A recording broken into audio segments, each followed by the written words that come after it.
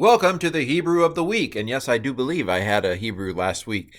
I appreciate you holding me accountable out there in YouTube land and elsewhere for having one of these every week. So, the Hebrew of the Week. And this is the final verse of Ruth chapter 2. Can you believe it? We're going to get into Ruth chapter 3, hopefully before New Year. But see if you can pronounce the Hebrew. Here's my attempt. Vatid bak. Na'arot Boaz Lakate. Okay, so what do you recognize? Vav Patak doubling. That looks like a converted imperfect, a Vayiktol form, a preterite form. Let's see. What else here? Ot is a feminine plural form.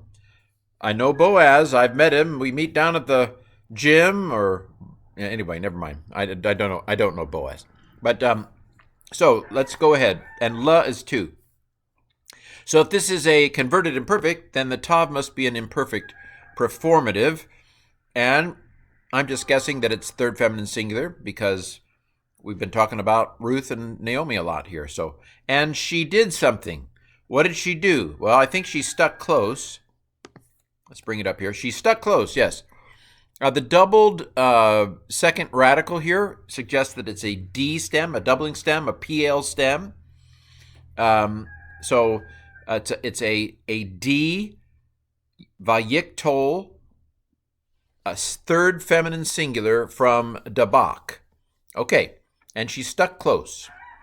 And she stuck close with the female servant. So the ba is a preposition ba, with, in, so forth. And Na'ar could be a male servant if it was just Nahar. If it was Na'ar it would be a female servant. And then Na'ar ot, it's female servants.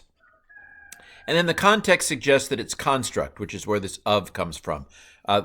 Because ot is a historically long ending, the holem vav there is, it's been long for a long time. You don't need to know these details, but historically long vowels don't reduce. They don't go down in construct. One of the general signs of a construct is that the length of the vowel goes down in the construct state, but not if it is a historically long vowel. I know this is, you didn't want to hear all this.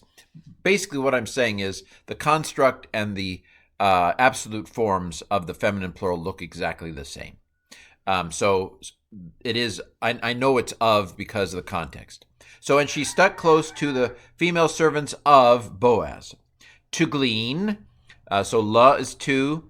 Lakat here is also PL, or D stem, doubled second radical. And again, some words just do that, right? You don't have to make some big theological, there's a hidden meaning here, and watch me pull a rabbit out of a hat, Bullwinkle. You don't have to do anything like that because sometimes it's just, this is historically what this word does, and it does a D stem, and we don't have to, ours is not to question why, ours is just to translate or die. Okay, so, and she stuck close with the female servants of Boaz to glean. See if you can pronounce this line. Here's my attempt. Ad kalot kazir ha sha'orim u kazir ha ki team. Okay. What do I recognize? Well, odd is until or as far as. Hey patak doubling is the. U is and. I'm not sure why it's a sharuk because Kof is not a bump letter, BM or P. But anyway, and then, okay, let's see if we can translate this. So she stuck close to the female servants of Boaz to glean unto the end of the harvest. So kala is end, I think. Or no, it's a verb. And so this actually is a infinitive construct form, I think. So because it's a third hey, that's a weak verb. Heys go away. And so the ot here is kind of like, we got to weigh this puppy down or it's going to blow off, and so it's kind of ballast tea. I don't remember if this is a ballast tea or not, but I remember somewhere in the recesses of my Hebrew subconscious, ballast tea is coming out. It's holding that puppy down. So unto to end, literally, unto to end the harvest. So I think it's an infinitive construct form. Until to end the harvest. Actually, I should double check. I'm sorry. Let me double check. And of course, it's infinitive construct. Why do I question myself? I'm always right. Actually, I'm not. If you've been watching these videos, there are rare occasions where I'm not. Anyway, so until to end the harvest. So this is the noun for harvest.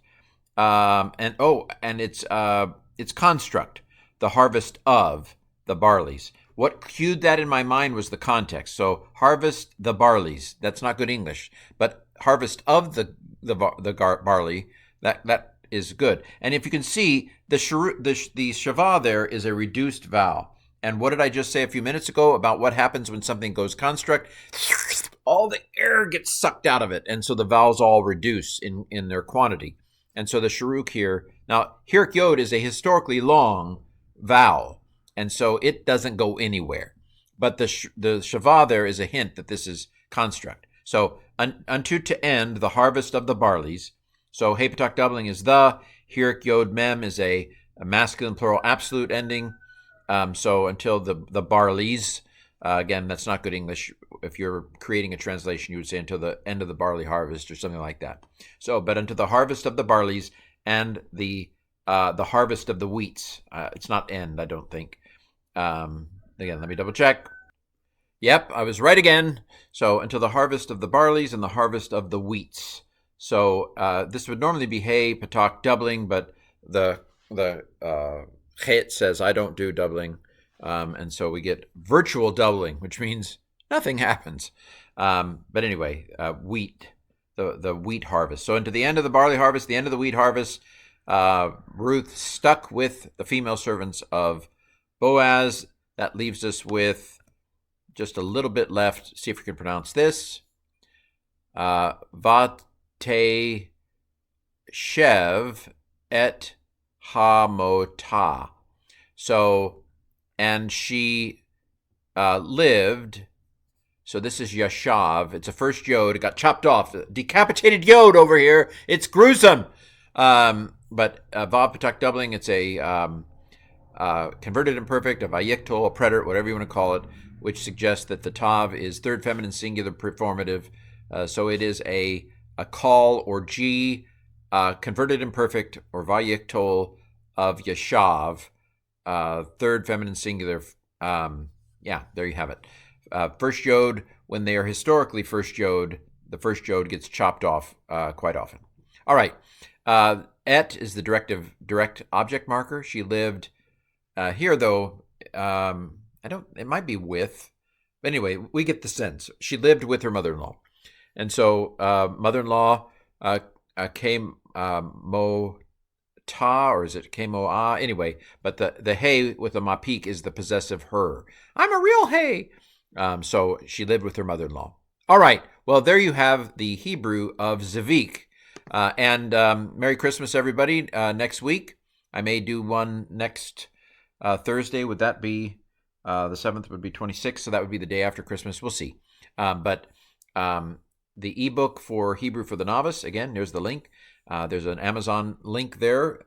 Again, teaches you Hebrew without having to memorize all the forms because it uses tools. And then again, I have 2 Udemy courses, Biblical Hebrew for the Novice. I'll get you a discount if this code doesn't work. Just put it in the YouTube comments. And there's also one, Learning Biblical Hebrew by Reading the Book of Jonah on Udemy. All right, the Hebrew of the Week.